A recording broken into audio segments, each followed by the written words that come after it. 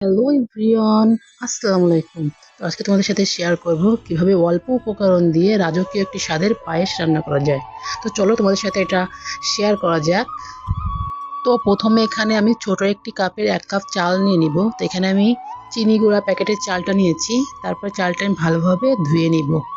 তোমরা দেখতে পাচ্ছ আমি চালটা ভালোভাবে ধুয়ে নিলাম, দিয়ে পানি ঝরিয়ে নিলাম।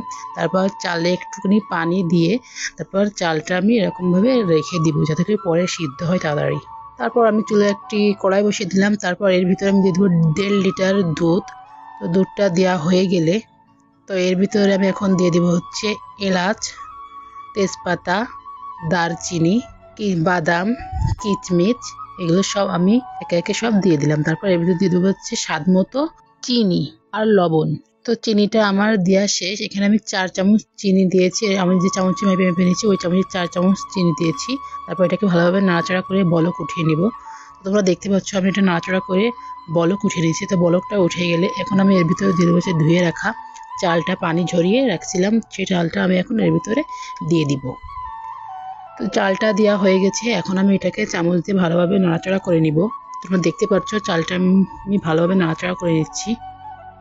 তো গাইস, চুলোর আঁচটা আমি লো না হাই ও না মাঝামাঝি রাখছিলাম, যাতে করে যে জিনিসটা আস্তে আস্তে হয় গাইস সেই জিনিসটা খেতেও অনেক মজা হয়।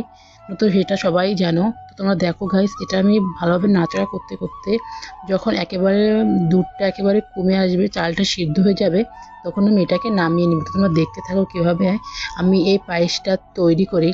তো গাইস, আশা করি ভিডিওটা তোমাদের কাছে ভালো লাগবে। ভালো লাগলে অবশ্যই কমেন্ট করে বলো যে কেমন হয়েছে। তো গাইস, পায়েসটা কিন্তু সাধারণভাবে রান্না করলেও খেতে কিন্তু রাজকীয় স্বাদের মতনই লাগবে। তো গাইস, দেখতে পাচ্ছ কথা বলতে বলতে এদিকে আমার পায়েসের চালটা সিদ্ধ হয়ে গেছে গাইস। তো গাইস, পায়েসটা এখন আমি আরেকটু নাড়াচাড়া করে দুধটা আরেকটু কমিয়ে তারপর আমি পায়েসটা নামিয়ে নিব।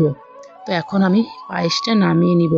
তোমরা গাইস ফাইনাল লুকটা দেখার জন্য প্রস্তুত থাকো। দেখো গাইস, ফাইনাল লুকটা জাস্ট ওয়াও আসছে। তো পায়েসটা দেখতে যেমন সুন্দর, খেতেও তেমন লোভনীয় হয়েছে গাইস। স্বাদটা জাস্ট ওয়াও আসছে। সবাই খেয়ে তো বলছে খুবই ভালো হয়েছে আমাদের বাসায়। অবশ্যই তুমি এটা বাসায় বানিয়ে খেয়ে এবং কমেন্ট করে বলো। তো আজকে ভিডিওটা এই পর্যন্ত। আল্লাহ হাফেজ।